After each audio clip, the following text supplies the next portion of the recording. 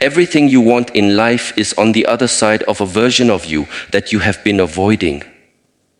And until you become that person, you will keep calling your own delay bad luck. Most people will never get what they want in life, not because it is impossible, but because they keep chasing results with the same weak habits, the same confused mind, and the same undisciplined self. The moment you change that, life begins to open in ways you never imagined. Most people stay hungry their entire lives, not because life denied them, but because they never learned how to stand in front of life correctly. They wish, they hope, they complain, they compare, they wait for timing, they wait for support, they wait for confidence, they wait for some invisible permission to finally become the person they keep talking about. And while they are waiting, life keeps moving. Opportunities keep moving. Strong people keep moving. Discipline keeps moving. Time keeps moving. So the tragedy is not that people cannot get what they want. The tragedy is that most people spend their energy wanting without becoming the kind of person who can hold what they want. There is a difference, a deep difference, a dangerous difference, because desire alone feels powerful, but without inner transformation, desire becomes torture. You dream of peace, but your mind is chaos. You dream of success, but your habits are weak. You dream of respect, but you do not respect your own word. You dream of love, but you abandon yourself the moment you feel lonely. Then you ask, why is life not giving me what I want? But life is always responding. It is responding to your actions, your standards, your consistency, your direction, your patience, your emotional control, not your fantasies, not your moods, not your excuses. If you truly want to get everything you want in life, you must first understand something that most people do not want to hear. You cannot chase every desire in your current form and expect a different destiny. The first battle is not outside. It is inside. It is the battle between the self that seeks comfort and the self that seeks growth. The self that wants quick pleasure and the self that wants lasting fulfillment. The self that wants attention and the self that wants mastery. The self that wants things handed over and the self that earns its place in this world. And until you settle that inner conflict, your life will remain divided. Half of you wants greatness. Half of you wants convenience. Half of you wants discipline. Half of you wants delay. Half of you wants truth. Half of you wants illusion. And a divided human being cannot move with full force. That is why many people live tired. Not because they do too much, but because they waste so much energy fighting themselves. The first way to get everything you want in life is to become painfully honest about what you actually want. Not what sounds impressive. Not what makes other people clap, not what society told you should matter. What do you want when the noise falls away? What kind of life do you truly want to wake up to? What kind of mind do you want to live inside? What kind of body do you want to carry? What kind of relationships do you want to protect? What kind of work would make your struggle meaningful? Most people are not clear. They use vague language and then wonder why their life is vague. They say they want to be successful. Successful how? They say they want peace. Peace from what? They say they want money. For what purpose? They say they want love. But are they looking for love, or are they looking for someone to rescue them from themselves? You must be precise. Life becomes clearer when you become clearer. A weak mind speaks in fog. A strong mind speaks in direction. When you are not honest about what you want, you become easy to distract.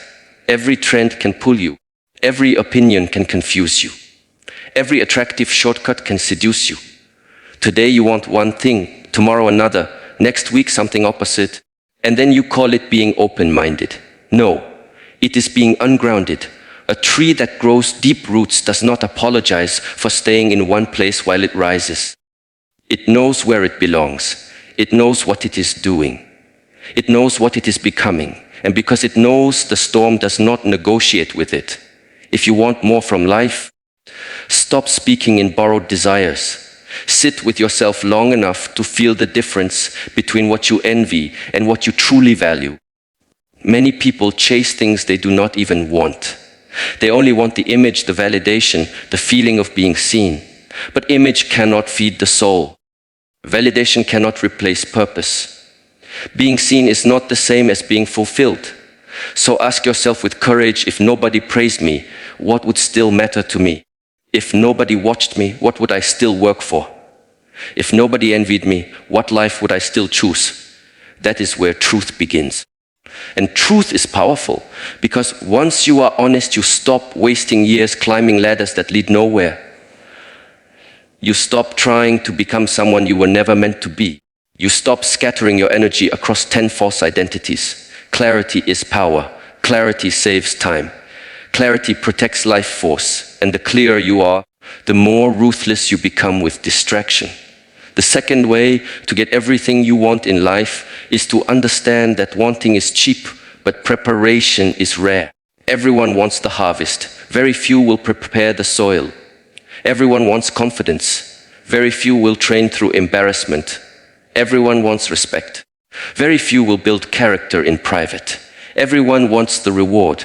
Very few will become worthy of the reward. This is where most people fail.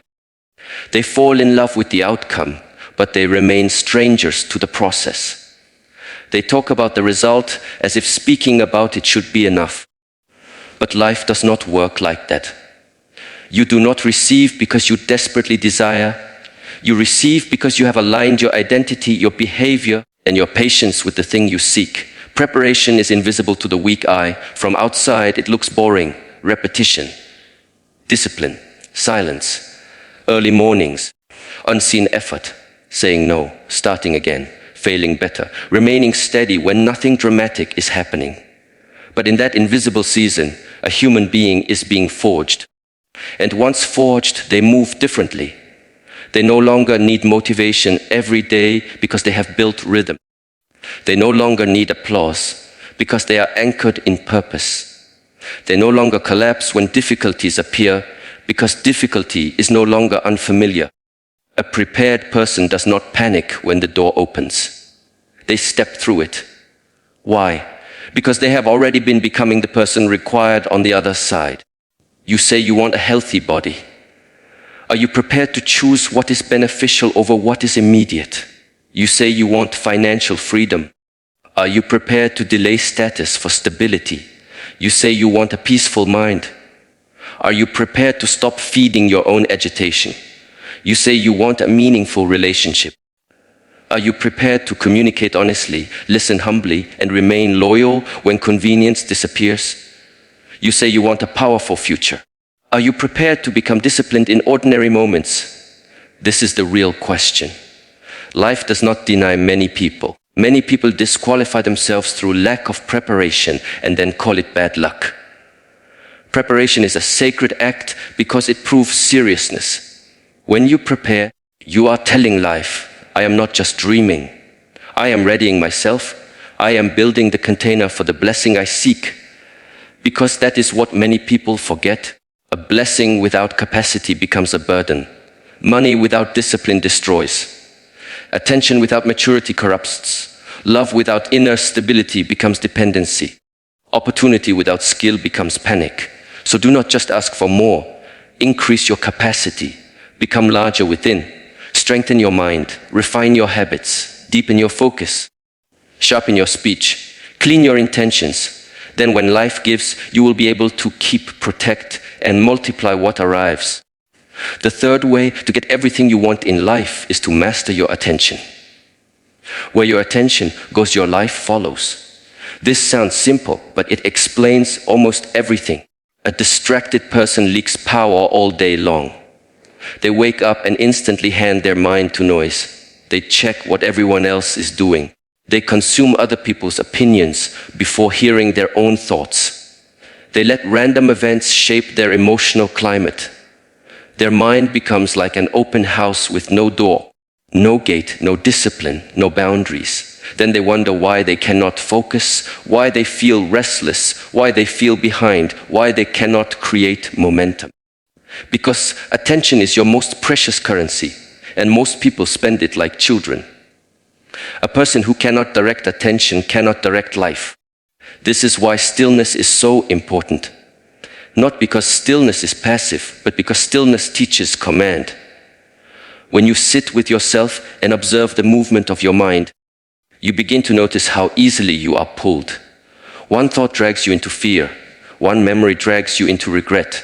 One notification drags you into comparison.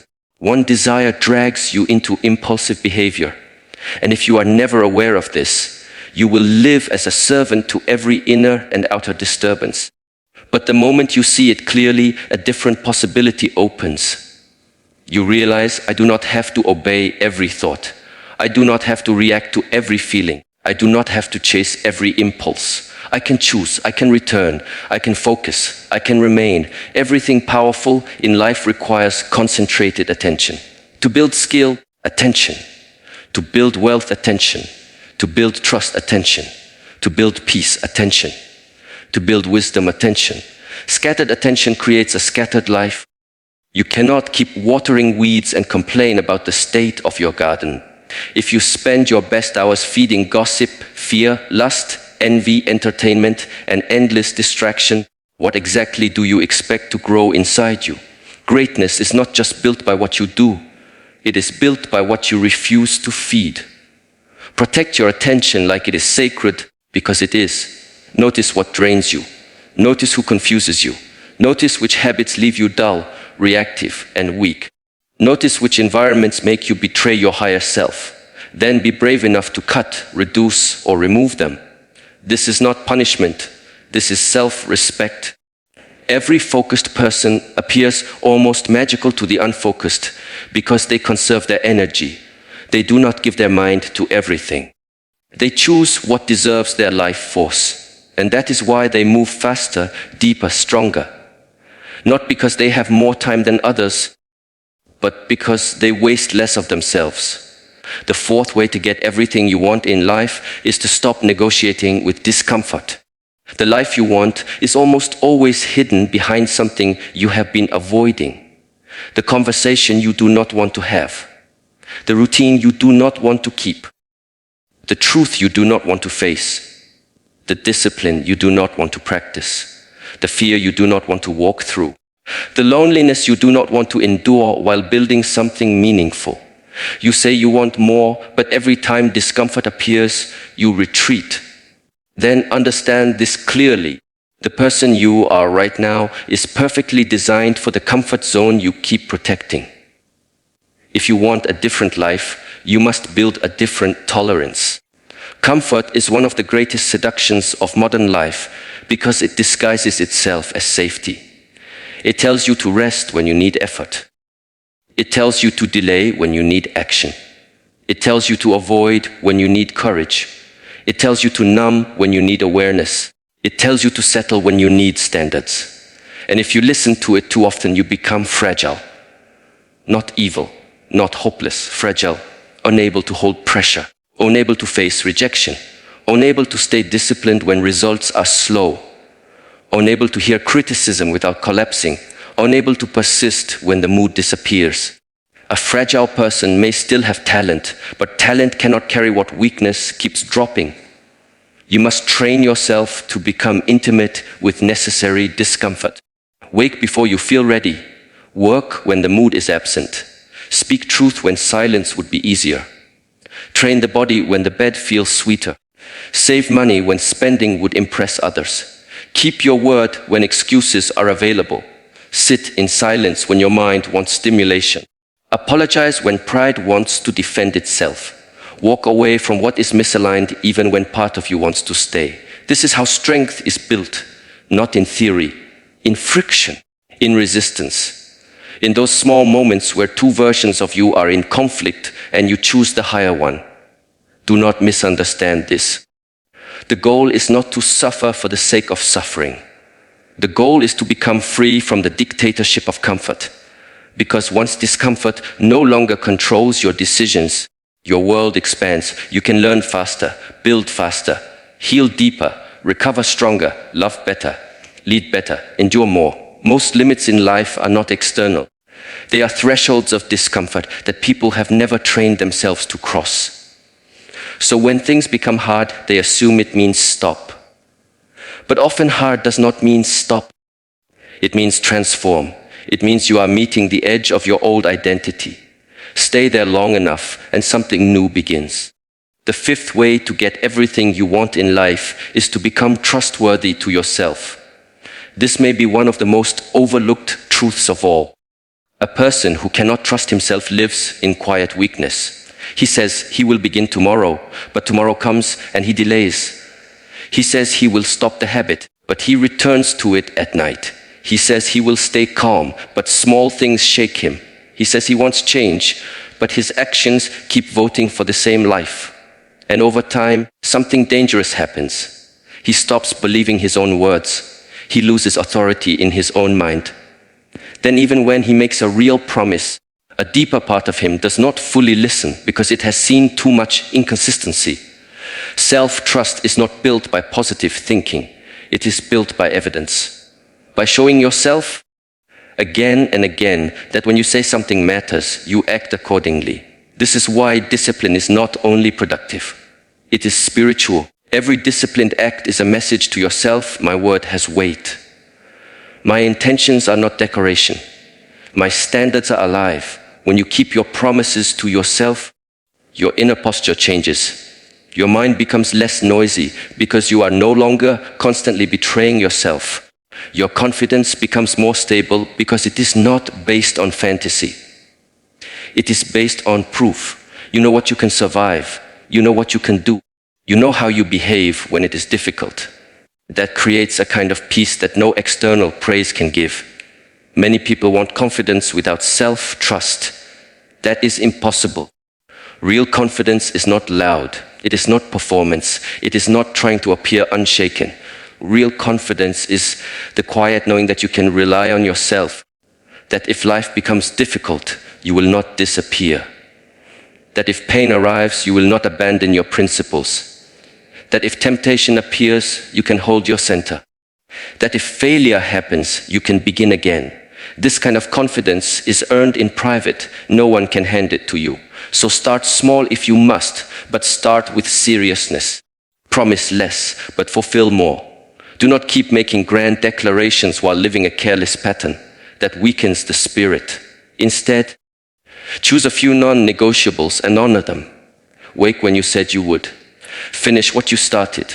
Speak with integrity. Keep the routine. Protect your attention. Stop lying to yourself about what is draining your life. Little by little, the foundation becomes stronger. And when the foundation is strong, you can build much more on top of it. Relationships improve because you show up with steadiness. Work improves because your energy is not fractured. Health improves because your actions begin to align. Even your presence changes because there is something unmistakable about a human being who trusts his own word. The sixth way to get everything you want in life is to learn the law of patience without becoming passive. This is where many people lose their way. They either rush everything and destroy what could have grown naturally, or they hide in the word patience while doing nothing. Both are forms of immaturity. True patience is active. It is disciplined waiting. It is continued right action without immediate emotional reward. It is the willingness to plant, water, protect, and repeat without demanding instant fruit. This kind of patience is powerful because it keeps you stable in seasons where results are invisible. The modern mind hates this. It wants proof now. It wants transformation now. It wants the body now, the money now, the audience now, the healing now, the relationship now, the status now. And because it wants everything quickly, it damages the very process that could have produced the thing with depth. You cannot force roots by pulling the tree upward. You cannot speed real mastery by pretending. You cannot rush maturity by copying language. You cannot rush peace by escaping discomfort. Growth has a rhythm, life has a timing, and wisdom is learning how to work intensely while still respecting that timing.